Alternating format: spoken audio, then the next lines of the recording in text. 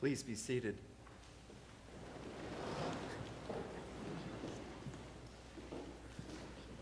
The title of my message this morning is The Trap of Religious Rigidity. Inspired from the verse, when the Pharisees heard that Jesus had silenced the Sadducees, they gathered together.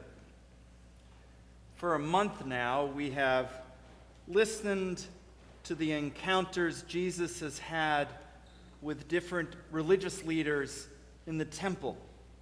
First, it was the chief priests and the elders. Then it was the Sadducees. Today, it is the Pharisees. So who are the Sadducees and Pharisees? In the first century, a number of religious sects existed. Some were radical, like the Essene.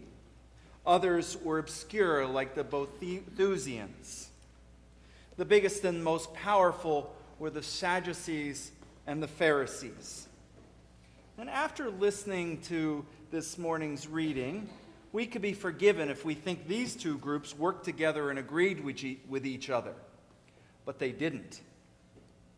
The central areas of contention were surrounding something called the halakha, or the legal system based on the commandments from the Torah.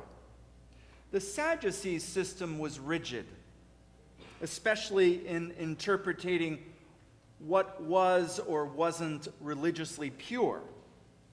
They also had strict rules regarding sacrifices. The Pharisees were considered to be more lenient.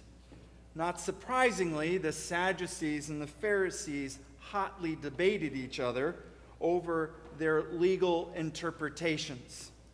For instance, one of the most famous and highly charged controversies between the Pharisees and the Sadducees was the question of where to burn incense on the Day of Atonement.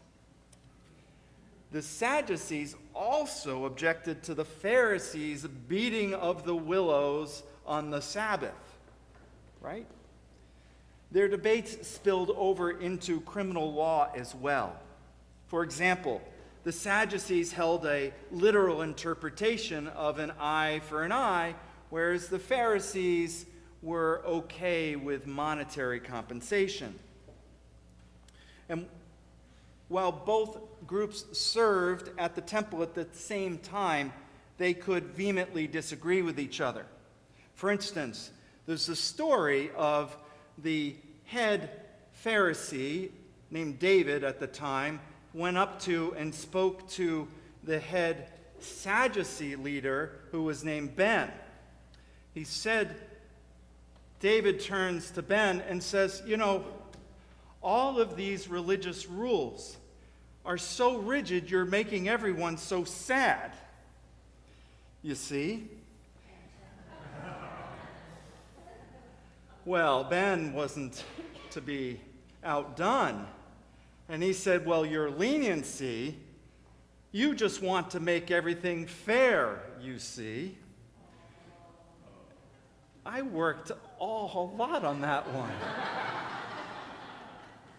From then on, they were known as the Sadducees and the Pharisees.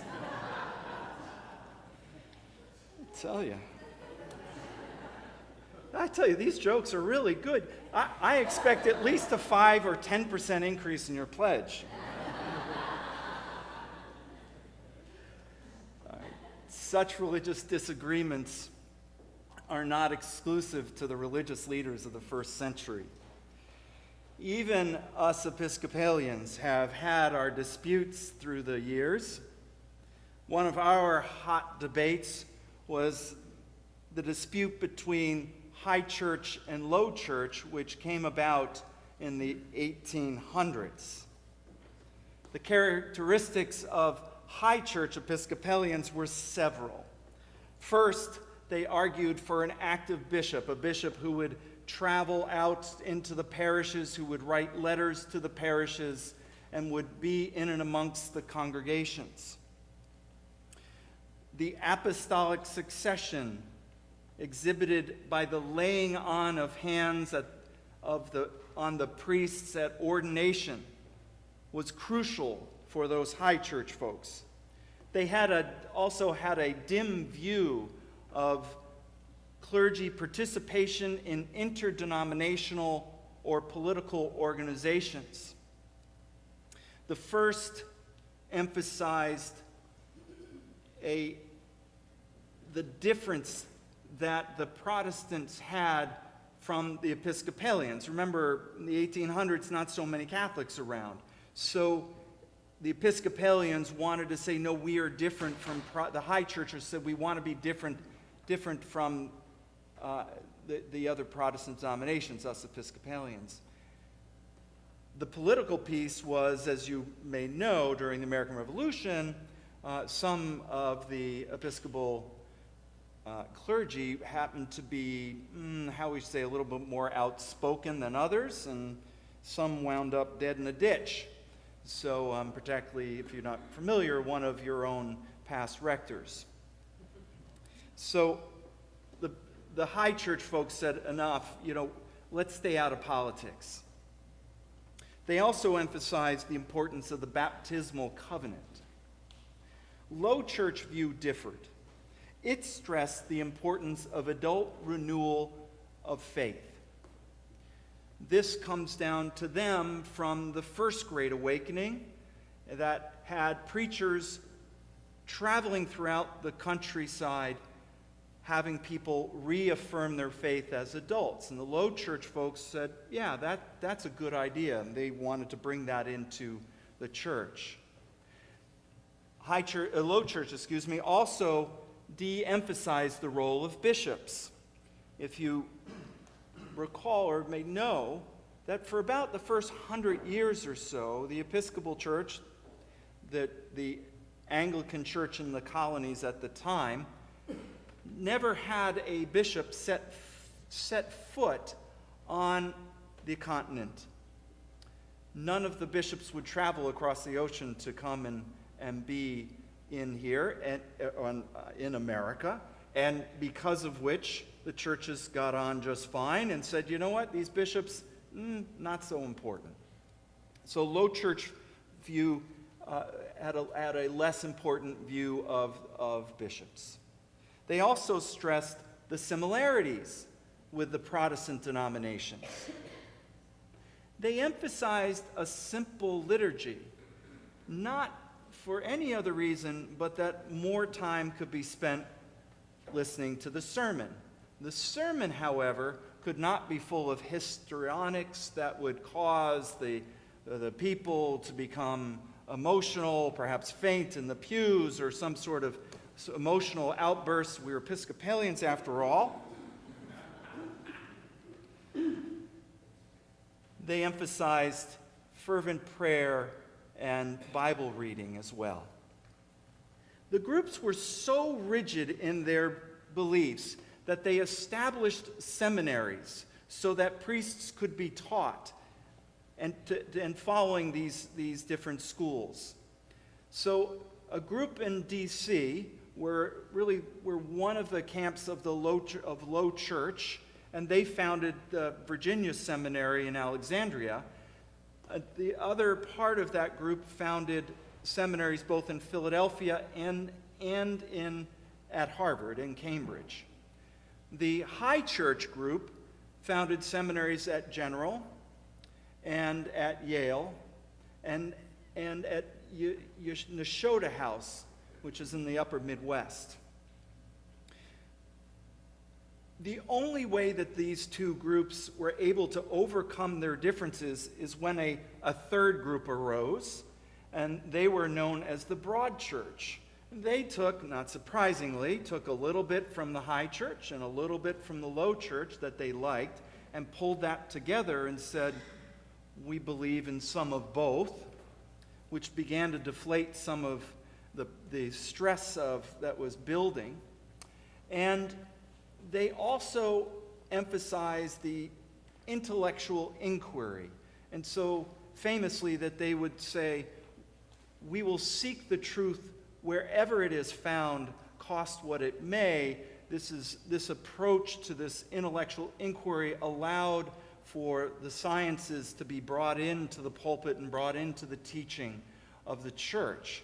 They also viewed at that time and emphasized the role of social action.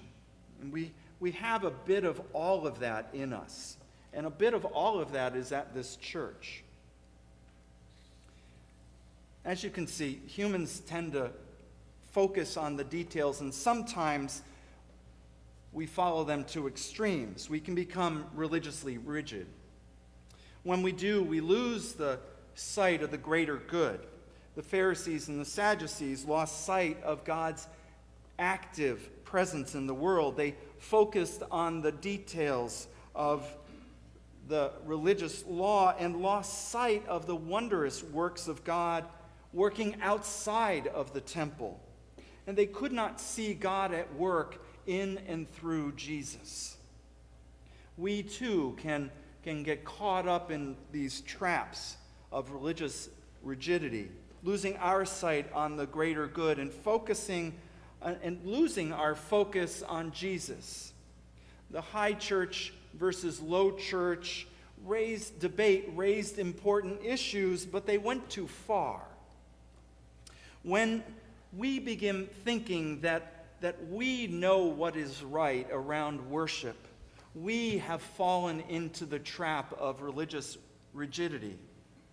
Whenever we start to think that the way we do things is better or more privileged and more preferred by God, the trap is closing in on us.